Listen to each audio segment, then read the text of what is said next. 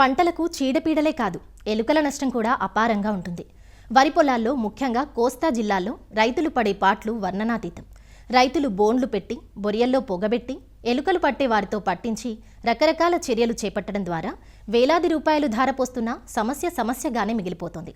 దీనికి కారణం ఏమిటంటే ఎలుకలు సంచార జీవులు. ఒక పొలం నుంచి మరో పొలానికి పారిపోతూ ఉంటాయి. అంతేకాదు, వీటిని చాలా తెలివైన ప్రాణులుగా చెబుతారు. అవి ప్రమాదాన్ని పసిగట్టి తోటి ఎలుకలకు సమాచార సంకేతాలు పంపిస్తాయట. అందువల్ల ఎలుకల నివారణ పంట పొలాల్లోనూ, గోడౌన్లు, ఇళ్లలోనూ కష్టతరంగా మారుతుంది. అయితే అనేక రకాల సమగ్ర చర్యలను రైతులంతా సామూహికంగా ఒక సమరంలా చేపడితే వీటి బెడదను అరికట్టవచ్చు. హైదరాబాద్ రాజేంద్రనగర్లోని ప్రొఫెసర్ జయశంకర్ తెలంగాణ రాష్ట్ర వ్యవసాయ విశ్వవిద్యాలయంలో ఉన్న అఖిల భారత సకశేరుక చీడల యాజమాన్య విభాగం శాస్త్రవేత్త అరుణశ్రీ ద్వారా ఎలుకల నివారణ గురించి తెలుసుకుందాం. మనం ఎలుకల విషయానికి వస్తే కనుక వివిధ పంటలలో వరి, వేరుశెనగ, చెరుకు, వివిధ పండ్ల తోటలు, అలాగే గోడౌన్స్లో కూడా అంటే విత్తన నిల్వ ఉన్న ప్రాంతాలలో కూడా ఎలుకల వల్ల ఎక్కువ నష్టం జరుగుతూ ఉంది. ఈ ఎలుకలు క్షీరద విభాగానికి చెందిన రొడెన్షియా అన్న క్రమానికి చెందినవి. అలాగే 2000 రకాల రొడెంట్స్ని గుర్తించడం జరిగింది. అందులో భారతదేశంలో గనక మనం గమనిస్తే మనకి 4 కుటుంబాలకు చెందిన రొడెంట్స్ని గుర్తించడం జరిగింది. 4 కుటుంబాలలో 104 జాతుల ఎలుకలను గుర్తించాము. అందులో 14 రకాల ఎలుకలు మాత్రమే నష్టాన్ని కలుగజేస్తున్నాయి. తెలంగాణ రాష్ట్రంలో ఆ 14 రకాల్లో 6 రకాలు మాత్రమే వ్యవసాయ రంగానికి, మానవాళికి నష్టాన్ని కలుగజేస్తున్నాయి. అందులో ముఖ్యంగా బ్యాండికూటా బెంగలెన్సిస్, దీన్ని మనం చిన్న పందికొక్కు లేదా పొలం ఎలుక అంటాము. ఇది ఎక్కువ శాతం నష్టాన్ని వరిలో కలుగజేస్తుంది. ఈ ఎలుకను కనుక మనం నివారించుకున్నట్లయితే కనుక 90% వరకు పంటని ఎలుకల నష్టాన్ని నుంచి కాపాడుకోవచ్చు. అలాగే ఇంకొకటి బ్యాండికూటా ఇండికా, పెద్ద పందికొక్కు అంటాము.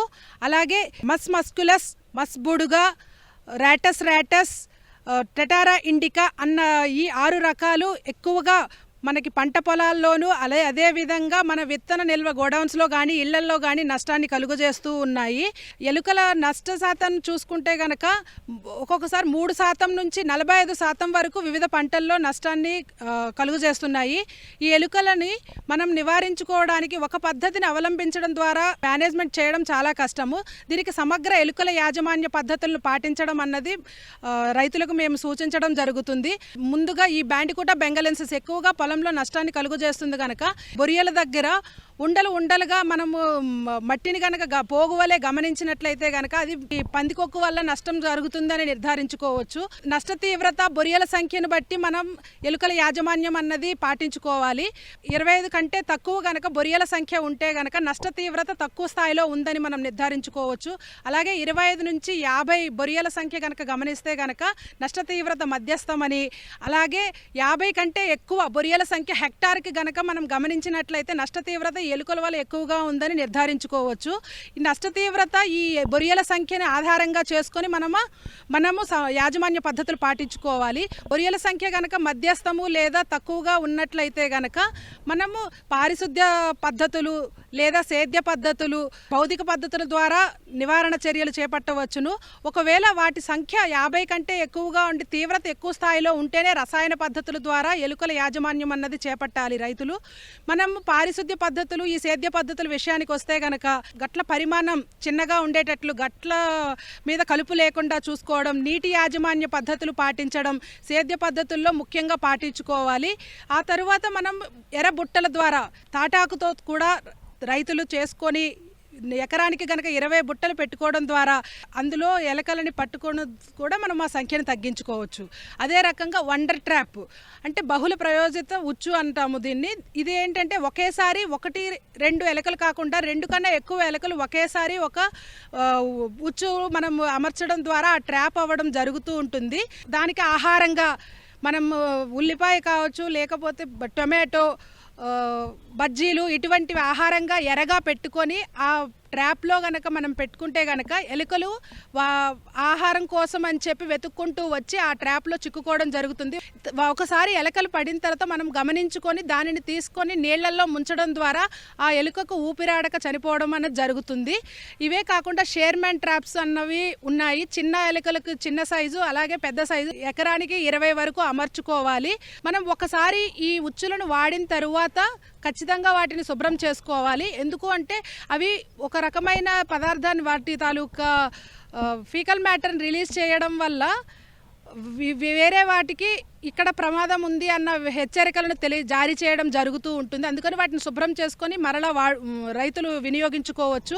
ఈ పద్ధతులన్నీ పాటించినప్పటికీ ఇంకా నష్ట తీవ్రత ఎక్కువగా ఉంటే గనక రైతు సోదరులు రసాయనిక పద్ధతుల్ని ద్వారా ఎలుకల యాజమాన్యం చేసుకోవాలి.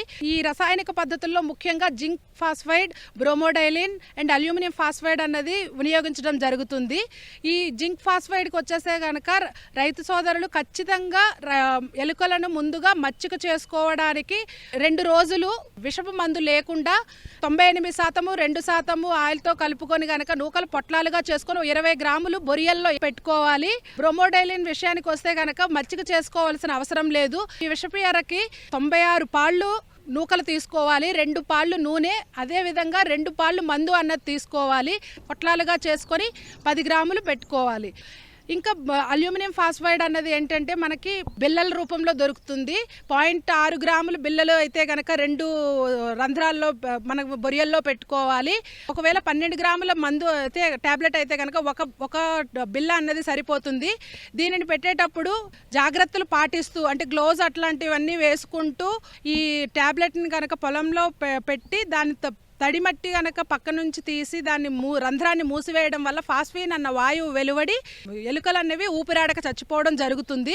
కానీ ఇది రైతు పొలాల్లో చేయడానికి కొంచెం సూచించబడే విధానం కాదు. ఇది ఎక్కువగా గొడౌన్లో ఎక్కడైతే విత్తన నిల్వ చేసే గొడౌన్స్లోని ఇది టెక్నీషియన్ సహకారంతో చేసుకోవాల్సిన విధానం. అలాగే ఇంకొక విధానం బర్రో ఫ్యూమిగేటర్. వరి గట్ల మీద గనక బొరియలలో బర్రో ఫ్యూమిగేటర్లో గడ్డిని వేసి దానికి పొగను పెట్టి ఒక పైపు ద్వారా గనక ఆ రంధ్రాలలో పంపించడం ద్వారా ఆ పొగ ద్వారా ఎలుకలు అన్నవి ఊపిరాడక చచ్చిపోవడం జరుగుతుంది. ఈ పద్ధతి ఒక రైతు చేయడం వల్ల నష్టాన్ని మనం నివారించుకోలేము. ఎందుకంటే ఇది సంచార జీవి. ఒక ప్రాంతం నుంచి ఇంకో ప్రాంతంకి ఆహార అవైలబిలిటీని బట్టి పోతూ ఉంటుంది కనుక రైతు సోదరులు ఎప్పుడైతే పంటలు లేకుండా ముఖ్యంగా వేసవి కాలంలో గనక ఒక గ్రామంగా తీసుకొని రైతు సోదరులు అందరూ ఎక్కడైతే సమస్య ఎక్కువగా ఉందో అక్కడ ఈ విధంగా పద్ధతులన్నీ పాటించి ఒక క్యాంపెయిన్ లాగా చేయడం ద్వారా ఈ ఎలుకలను నివారించుకోవచ్చు.